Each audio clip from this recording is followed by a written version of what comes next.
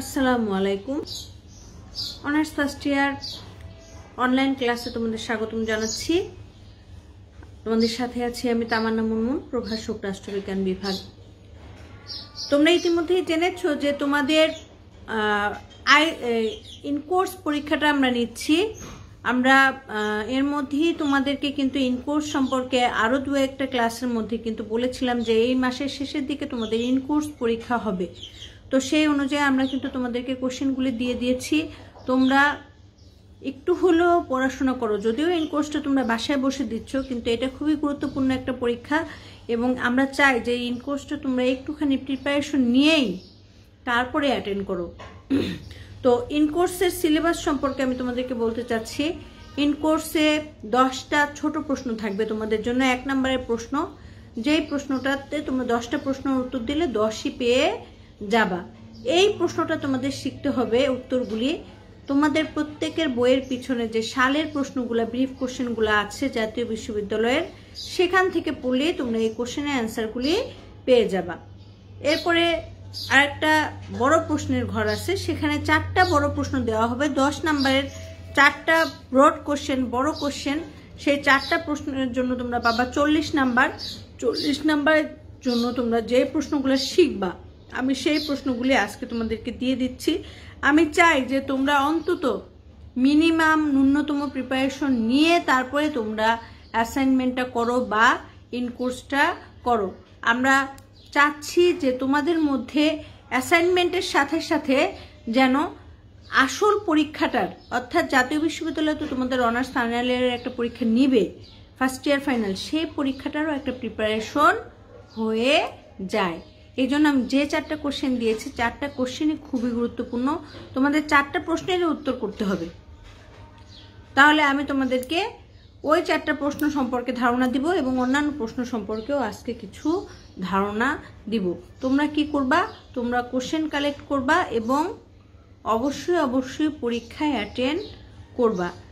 1 নম্বরে তোমাদেরকে গত 2টা ক্লাসে আমি কিন্তু 2টা কোশ্চেন সম্পর্কে ধারণা দিয়েছিলাম।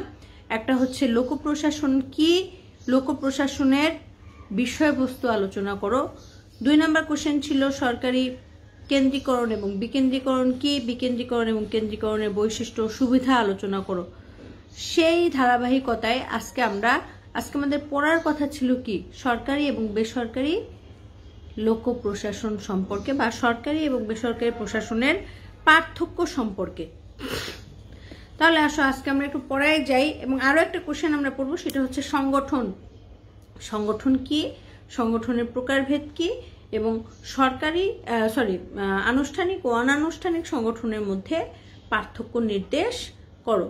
তাহলে আসো প্রথমে আমরা সরকারি প্রশাসন এবং বেসরকারি প্রশাসনের মধ্যে পার্থক্যগুলো কি সেইগুলো সম্পর্কে একটু আলোচনা করি।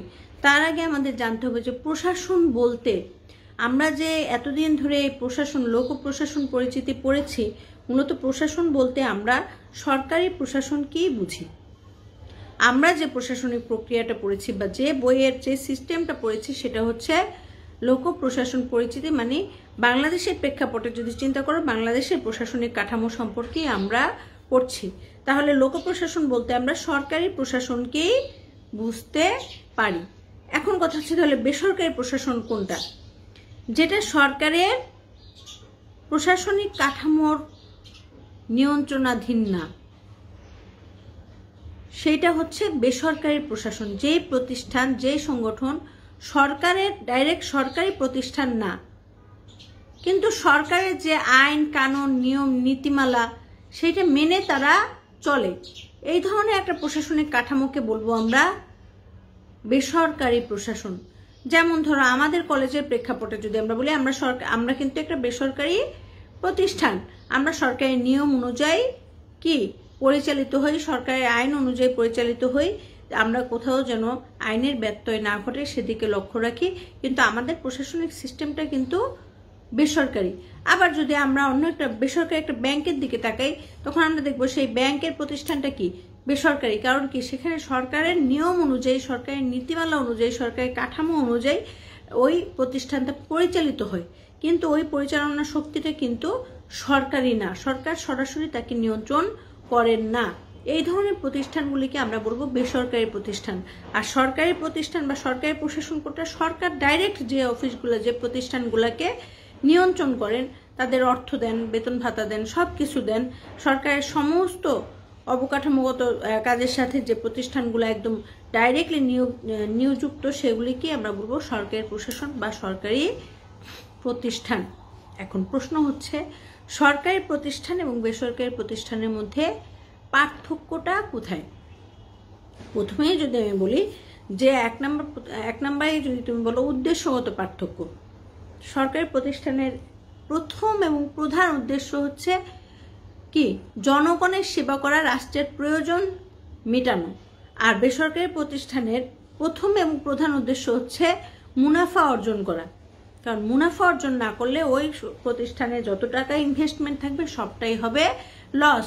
প্রতিষ্ঠান তার কর্মকর্তা কর্মচারীদের বেতনও দিতে হয় কি দিয়ে? লভ্যাংশ দিয়ে, মূলধন দিয়ে। কিন্তু কোনো বেসরকারি প্রতিষ্ঠান তার কর্মকর্তা কর্মচারীদের বেতন পরিশোধ করে না। সেই ক্ষেত্রে বেসরকারি প্রতিষ্ঠানের মূল উদ্দেশ্য কি? মুনাফা অর্জন। সরকারি প্রতিষ্ঠানের মূল উদ্দেশ্য হচ্ছে জনগণের সেবা, রাষ্ট্রের প্রয়োজন পূরণ করা। আইন প্রণয়ন এবং প্রয়োগের ক্ষেত্রে দুইটা প্রতিষ্ঠানই, সরকারি প্রতিষ্ঠান এবং বেসরকারি প্রতিষ্ঠান, দুইটা প্রতিষ্ঠানই আইনের প্রয়োগ এবং আইনের প্রণয়নের সাথে জড়িত থাকে। কারণ বেসরকারি প্রতিষ্ঠানও রাষ্ট্রীয় আইনের মাধ্যমেই পরিচালিত হয়। রাষ্ট্র বেসরকারি প্রতিষ্ঠানের জন্য যে নিয়মকানুন দিয়ে দেয়, সেই নিয়মকানুন অনুযায়ী বেসরকারি প্রতিষ্ঠান পরিচালিত হয়। সরকারি প্রতিষ্ঠান খোদ নিজেই আইন প্রণয়নের সাথে জড়িত থাকে, নিজেরাই সেই আইনকে প্রয়োগ করতে পারে। এখানে হচ্ছে পার্থক্য। তারপর হচ্ছে কর্মপরিসর। কর্মপরিসরের ক্ষেত্রে আমরা দেখি বেসরকারি প্রতিষ্ঠান যত বড়ই হোক না কেন সরকারি প্রতিষ্ঠানের তুলনায় সেটা হচ্ছে সীমিত। অর্থাৎ সরকারি প্রতিষ্ঠান বড়, বেসরকারি প্রতিষ্ঠান ছোট। বেসরকারি প্রতিষ্ঠান বিশ্বের যত রাষ্ট্রেই প্রভাব বিস্তার করুক না কেন সেটা অবশ্যই একটা রাষ্ট্রের সরকারি প্রতিষ্ঠানের তুলনায় কি নিয়ন্ত্রিত। জবাবদিহিতার ক্ষেত্রে আমরা কি দেখি? লোক প্রশাসন বা সরকারি প্রশাসন তার কাজের জন্য জনগণের কাছে দায়ী থাকে। আর দায়িত্ব পালনে ব্যর্থ হলে সংশ্লিষ্ট কর্মকর্তা তার কর্তৃপক্ষের কাছে বেসরকারি প্রতিষ্ঠানে দায়ী থাকে। তারপরে আমরা আসল প্রকল্প বাস্তবায়নের ক্ষেত্রে সরকার যে প্রকল্প দেয় তা বাস্তবায়ন করতে গিয়ে অনেক সময়ই রাষ্ট্র ক্ষতির সম্মুখীনও হতে পারে। অনেক সময় সেই প্রকল্পগুলো বাস্তবায়ন নাও হতে পারে। তাও জনকল্যাণ নিশ্চিত করা যেহেতু সরকারের লক্ষ্য থাকে, সরকার অনেক সময় চেষ্টা করে ড্যামারেজ দিয়ে হলেও কিছু কিছু প্রকল্পকে বাস্তবায়ন করার। বেসরকারি প্রতিষ্ঠানে কিন্তু এই ধরনের কোনো বাধ্যবাধকতা নাই। বেসরকারি প্রতিষ্ঠান চাইলে, ইচ্ছা করলে তাদের যে কোনো প্রকল্প, যে কোনো কাজ সংশ্লিষ্ট যদি তাদের কাঙ্ক্ষিত ভাবে আশানুরূপ ফল না দেয়, তখন তারা কি করতে পারে? তারা এটাকে বন্ধ করে দিতে পারে। পদমর্যাদার ব্যবহারের ক্ষেত্রে সরকারি কর্মকর্তা কর্মচারী অনেক ধরনের সামাজিক সুযোগ সুবিধা নিতে পারেন, কিন্তু বেসরকারি কর্মকর্তা সামাজিক সুযোগ সুবিধা নিতে পারেন বা পদমর্যাদাকে তিনি ব্যবহার করতে পারেন। কিন্তু বেসরকারি কর্মকর্তারা কখনো কখনো পদমর্যাদাগত দিক থেকে সরকারি কর্মকর্তার কাছাকাছিও যেতে পারেন না, কিন্তু অনেক সময় দেখা যায় তারা তাদের ক্ষমতাকে, তাদের অর্থকে কাজে লাগিয়ে অনেক দূর পর্যন্ত প্রভাব বিস্তার করতে পারেন। নিরপেক্ষতার ক্ষেত্র বলতে পারো, প্রশাসনিক কর্মকর্তাকে কার্য সম্পাদনের ক্ষেত্রে সবসময়ই নিরপেক্ষ থাকতে হয়। বেসরকারি কর্মকর্তা সেই নিরপেক্ষতার বাধ্যবাধকতা থাকে না। বিশেষ করে রাজনৈতিক নিরপেক্ষতার ক্ষেত্রে সরকারি কর্মকর্তার অনেকটাই নিরপেক্ষ ভূমিকা পালন করতে হয়, কিন্তু বেসরকারি কর্মকর্তা বা বেসরকারি প্রতিষ্ঠান অনেক সময় রাজনৈতিকভাবে প্রভাব বিস্তার করতে পারে। তারপরে আসো আমলাতান্ত্রিক দৃষ্টিকোণ থেকে আমরা বলবো যে বেসরকারি প্রতিষ্ঠান অনেক বেশি, এখানে আমলাতান্ত্রিক সিস্টেমেটিক্যালি অতটা বেশি না পালন করলেও চলে। কারণ বেসরকারি প্রতিষ্ঠান যাদের দ্বারা পরিচালিত হয় সেই কর্তৃপক্ষই হয় এখানকার প্রকৃত শাসক, কিন্তু সরকারি প্রতিষ্ঠানে আমলাতান্ত্রিক নীতিমালা অনুযায়ী সেটা পরিচালিত হয়। রাজনৈতিক সিদ্ধান্ত গ্রহণের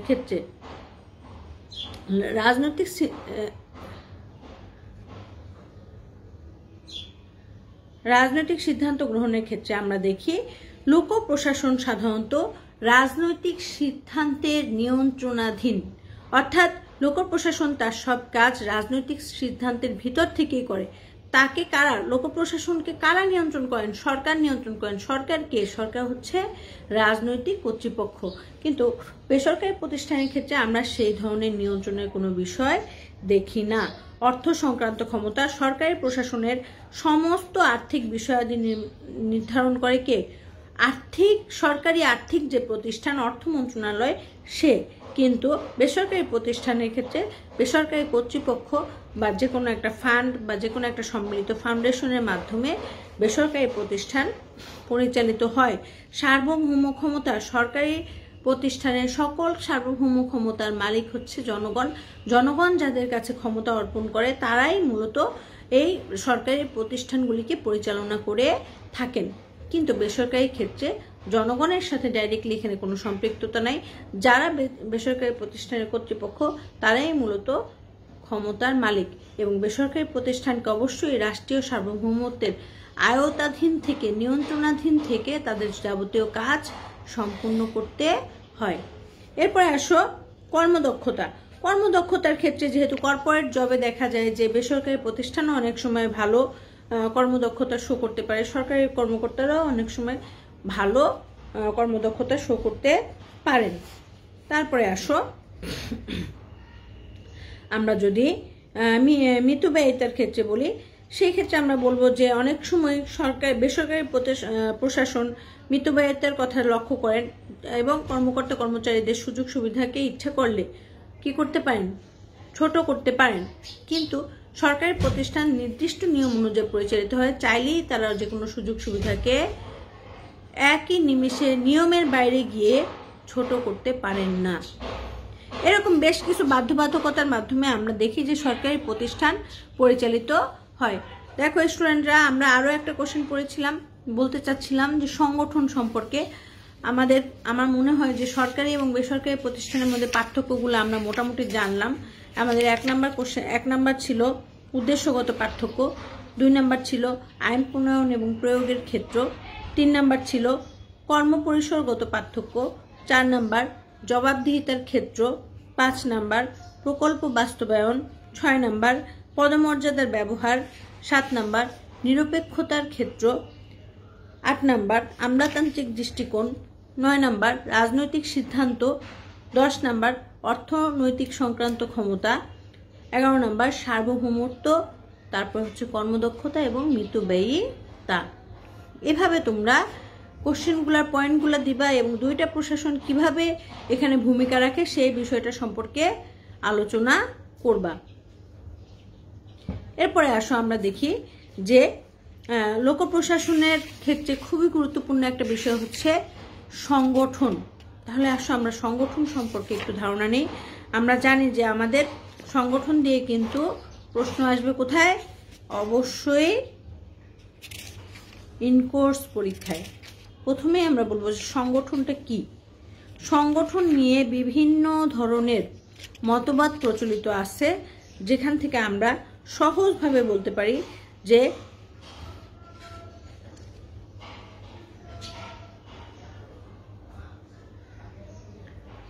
যখন কতিপয় মানুষ একটা নির্দিষ্ট লক্ষ্য বা উদ্দেশ্য অর্জনের জন্য একটা প্রতিষ্ঠানের মাধ্যমে একত্রিত হয় এবং সম্মিলিতভাবে একটা কর্মপ্রচেষ্টা চালায়। আবার বলছি, যখন কতিপয় মানুষ একটা নির্দিষ্ট লক্ষ্যকে উদ্দেশ্যকে অর্জনের জন্য সম্মিলিত হয়, একটা প্রতিষ্ঠানের মাধ্যমে অর্গানাইজড হয় এবং সম্মিলিত একটা কর্মপ্রচেষ্টা চালায়, যেটা মনে করো যে রাষ্ট্রীয় উন্নয়ন বা সামাজিক উন্নয়ন বা অর্থনৈতিক উন্নয়নে ভূমিকা রাখে, তখন সেই ব্যবস্থাটাকে আমরা বলবো সংগঠন। সংগঠনের কাঠামো থাকতেও পারে, নাও থাকতে পারে, বাট আধুনিক সংগঠন বলতে আমরা বুঝি কাঠামোবদ্ধ একটা পরিবেশেরই একটা সংগঠন। কাঠামো বলতে কি বুঝি আমরা? স্ট্রাকচার। যখন আমরা একটা সংগঠনের কথা চিন্তা করি তখন আমরা চিন্তা করি যে সেখানে একটা অফিস থাকবে, সেটা একটা দৃশ্যমান ভিজিবল একটা কর্মকাণ্ড থাকবে, এটাকেই কিন্তু আমরা সংগঠন বলি। কিন্তু সংগঠন কিন্তু অনেক সময় ইনভিজিবলও হতে পারে। যেমন ধরো সবাই মিলে একটা সমিতি করলা, তোমরা সেটা একটা অফিস নিতে পারলা না, কিন্তু সমিতি তো করছো কয়েকজন, লোক সেখানে জমায়েত হয়েছে, সেখানে একটা নীতিমালা হয়েছে, সেই উদ্দেশ্য হয়েছে, সেখানে একটা উদ্দেশ্য হয়েছে, সেই উদ্দেশ্য নিয়ে তোমরা কাজও করতেছো, তাহলে কিন্তু সেটাও কিন্তু একটা সংগঠন। তার মানে সংগঠন মাত্রই আমরা বুঝবো এমন একটা কিছুকে যা নির্দিষ্ট নীতিমালার মাধ্যমে রাষ্ট্রীয় কল্যাণার্থে আইনের মধ্যে থেকে পরিচালিত হয় এবং যেখানে একটা নির্দিষ্ট লক্ষ্য থাকে এবং উদ্দেশ্য থাকে।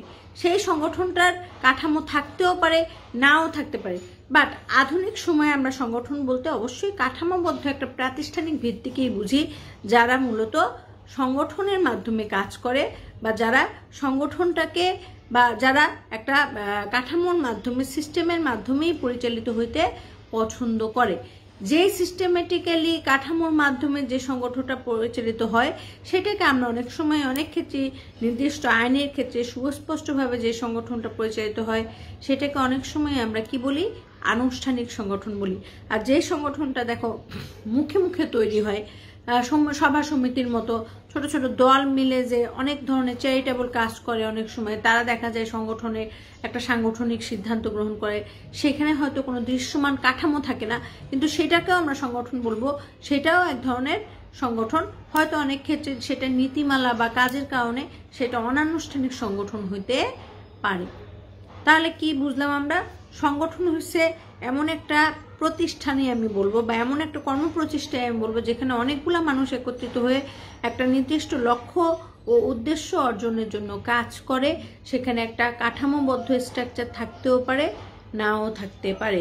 সংগঠন কি ধরনের হবে বা সংগঠন কেমন, এই বিষয়গুলো নিয়ে আমরা সংগঠনের অনেকগুলা মতবাদ দেখি। এর মধ্যে দেখি যে এই যে মতবাদগুলো দেখি এর মধ্যে বহুল আলোচিত বা প্রচলিত একটা মতবাদ আছে, সেটার নাম হচ্ছে সনাতন মতবাদ।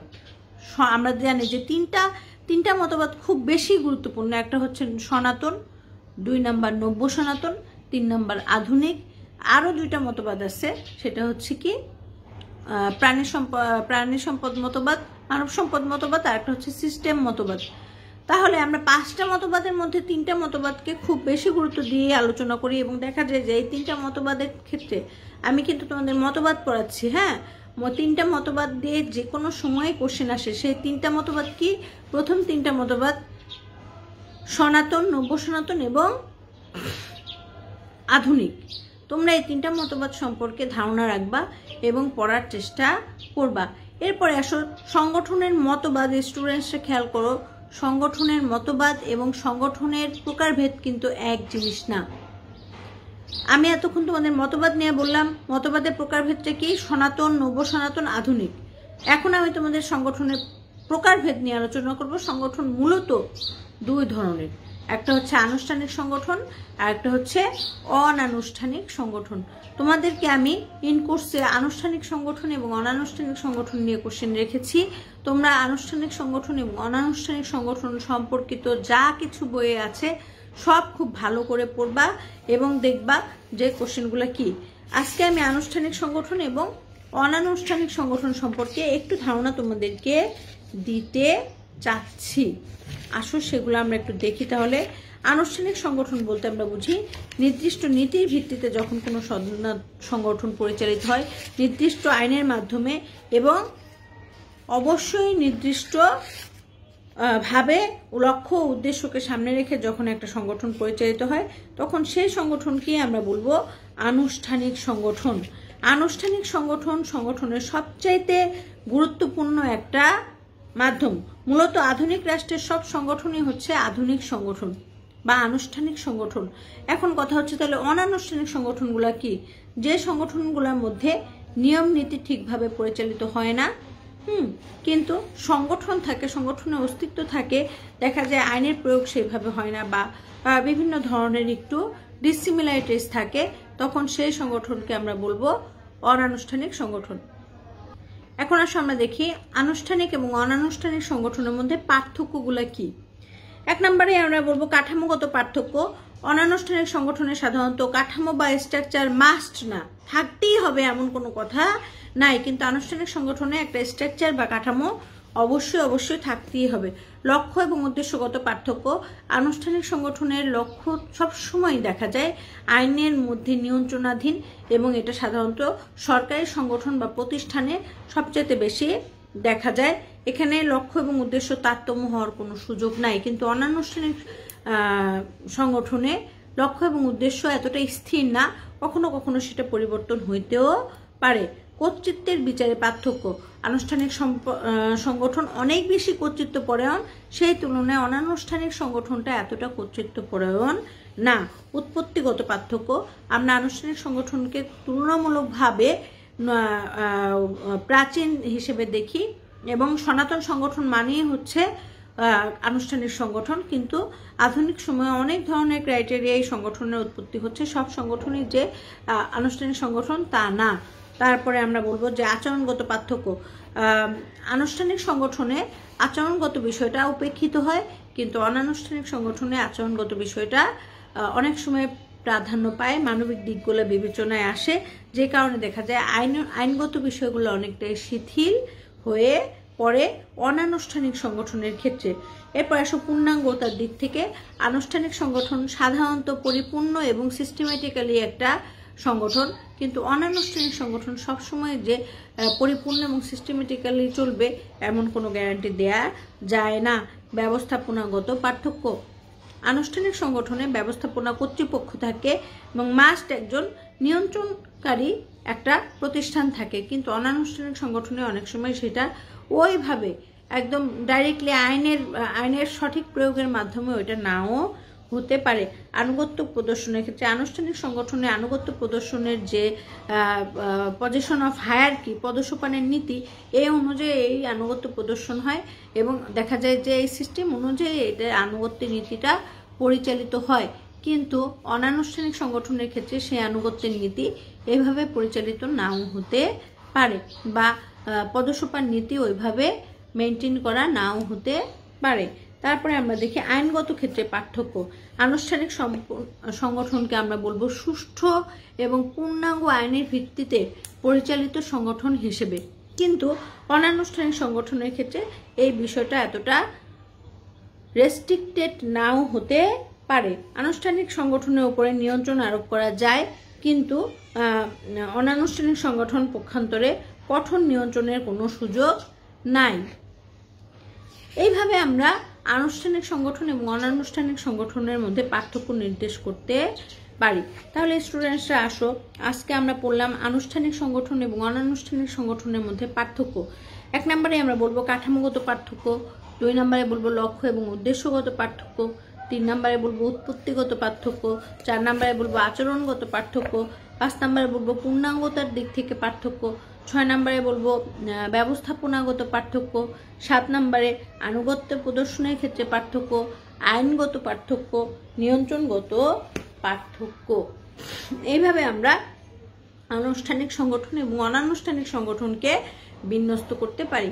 তাহলে আজকে আমরা পড়লাম ফার্স্ট ইয়ার সরকারি এবং বেসরকারি প্রশাসন এবং হচ্ছে সংগঠন, আনুষ্ঠানিক ও অনানুষ্ঠানিক সংগঠন সম্পর্কে। নেক্সট ক্লাসে সুযোগ পেলে তোমাদের আবার একটু ইনকোর্স নিয়ে আলোচনা করব। এতদিন তোমরা ভালো থাকো, সুস্থ থাকো। আল্লাহ হাফেজ।